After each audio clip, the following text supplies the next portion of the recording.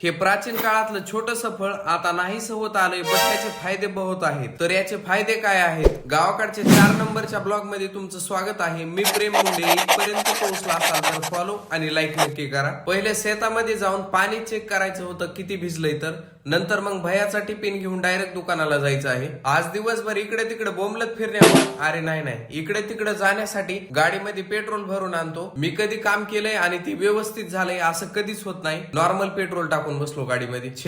कारण नरेंद्र मोदी. मग शेतात जाऊन पाणी बघितल्याच्या नंतर हे फ्रूट दिसलंय बघा. ह्या फ्रूटला भोकर असं मराठीत म्हटलं जातं. ह्याचं कॉमन नेम इंडियन चेरी आहे आणि बॉटनिकल नेम ह्याचं कॉर्डिया डायकोर्टोमा आणि ह्याची फॅमिली बोरागितोसी. मला तर असं वाटायला आम्ही प्लांट किंगडम शिकवायला कोणाला.